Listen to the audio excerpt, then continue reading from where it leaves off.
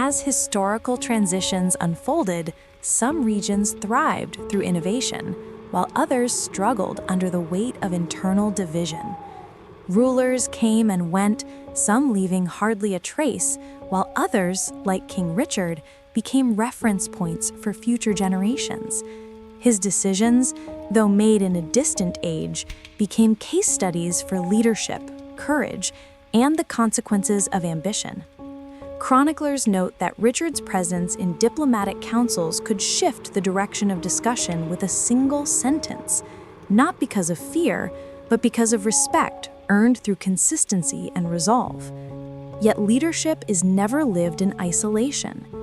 Richard depended on advisors, generals, scholars, and even critics whose perspectives shaped the environment around him. In surviving records, we find evidence of correspondence, letters exchanged with fellow rulers and religious authorities, where strategy and belief were negotiated with careful wording. These documents reflect Richard's thoughtful approach to governance, balancing pragmatism with conviction. Even when preparing for military action, he weighed risk with reason, often seeking justification anchored in duty rather than mere impulse. Across the lands he ruled and influenced, stories of his reign traveled. In distant villages, people spoke of him with awe, in rival courts with caution, and in academic centers with analysis. The narrative of King Richard became multi-layered, admired by some for his battlefield command, critiqued by others for the scale of his ambitions. The truth, as with all history, exists somewhere in between, in the space where intention meets consequence. As time went on, knowledge itself became a resource as valuable as any precious metal or military strength. Scholars documented not only the achievements of kings, but also the patterns of history, the rise and fall of empires, the cycles of peace and unrest. Within these reflections, Richard's era stood as a significant example of how personal conviction can shape geopolitical movement. His leadership style was direct, sometimes uncompromising, yet undeniably impactful. The world beyond Richard's domain continued evolving as well. In distant cultures, unique philosophies developed, ideas of governance, justice, and human purpose that differed from European frameworks. Trade vessels carried more than goods. They transported concepts, languages, and beliefs. And while Richard himself never lived to witness the full transformation that these cultural exchanges would eventually inspire, his time marked an early stage in that global conversation. Those who later looked back on his reign saw a figure emblematic of his age, shaped by chivalry, hardened by conflict, and driven by the pressing demands of kingship.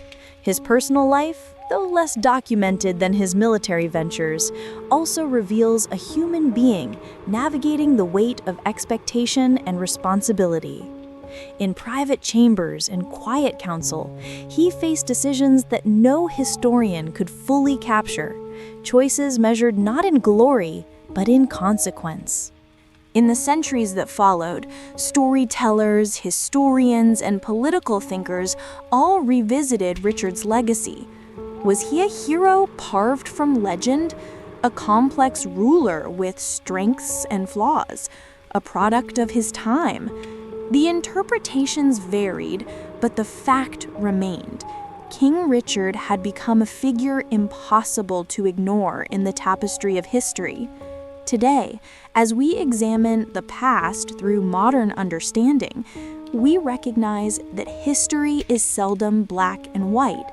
The individuals who shaped it were not icons made of marble, but real people, influenced by culture, pressure, faith, and circumstance. Richard, too, lived in that human reality. His decisions carried unintended outcomes as often as intended ones. His victories were earned at cost. His reputation, though enduring, was not uniform. Yet, perhaps that is the heart of history. Not perfection, but presence. real people making real choices in real time. The world they built became the world inherited by subsequent generations. And even now, King Richard stands among those whose names endure not because they were flawless, but because they were influential. As we progress further into this narrative, keep this perspective in mind. History is not merely a record of events, but a conversation across ages. When we speak of Richard, or any figure of the past, we are not engaging with myth, we are engaging with memory. And through that engagement, the past remains alive within the present. As the medieval world matured, the systems of power grew increasingly complex. No longer was influence determined solely by force of arms. It began to depend on resources, trade, and information.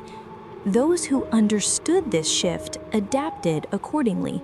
King Richard, raised in an era where the sword was paramount, also recognized this evolving strategic landscape. While he is widely remembered for his martial prowess, surviving evidence shows he engaged closely with matters of finance, logistics, and resource management, understanding that armies march not only on courage, but on supply. Through carefully maintained networks of allies and vassals, Richard managed to keep authority intact across considerable geographical distances. Environmental conditions, communication delays, and local politics made this far from easy.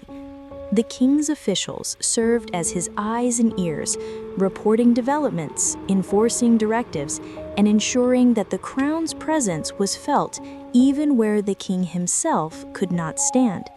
Such systems reveal a ruler fully conscious of the need for structured governance. Meanwhile, ordinary citizens experience the kingdom in more practical ways. For them, the crown's policies meant changing tax structures, occasional military levies, and shifts in trade regulation. Where rulership was effective, markets flourished and populations grew. Where leadership faltered, unrest could rise.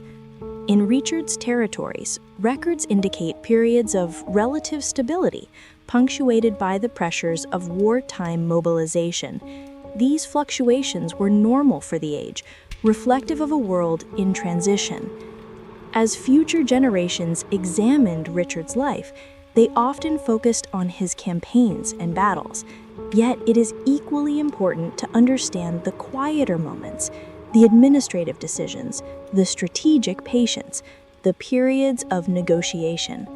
Some historians argue that Richard's most influential choices were not made on the battlefield, but in chambers lit by candlelight, where he weighed alternatives that could shift the balance of regional peace. In the broader view, Richard's era marked a larger transformation in European identity. Concepts of nationhood were still forming. Loyalty was personal rather than territorial. To be loyal to Richard meant loyalty to the man, not to a flag or concept of state. This deeply personal nature of allegiance contributed to the intensity of relationships and leadership.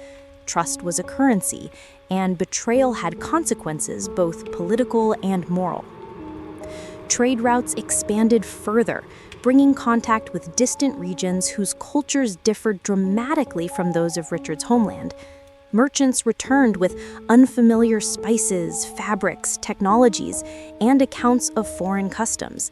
These narratives, when shared, broadened the horizons of educated citizens, planting early seeds of curiosity about the wider world. While Richard himself may not have fully grasped the long-term implications of these exchanges, his time belonged to a world increasingly interconnected. As Richard aged, the responsibilities of rule accumulated. Decisions became heavier, stakes higher.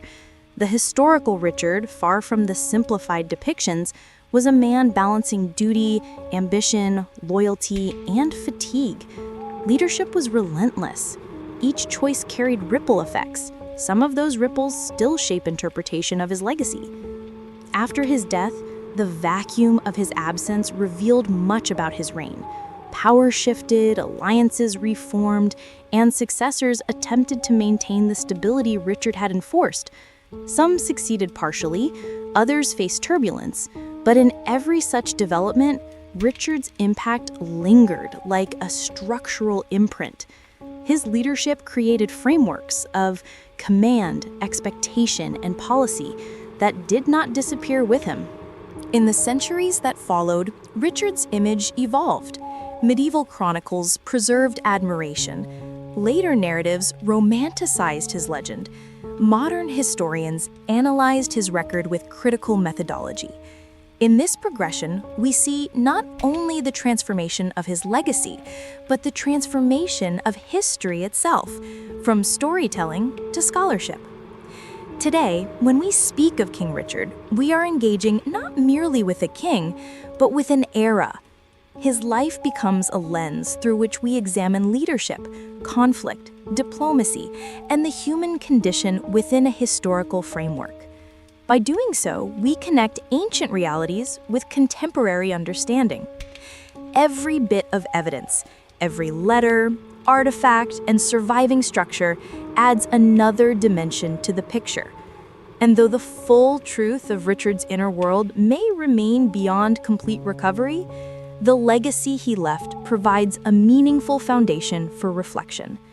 It reminds us that history is not simply about learning what happened, but about understanding why it mattered. And so, as we reach the final moments of our journey through this chapter of history, we are reminded of a simple truth.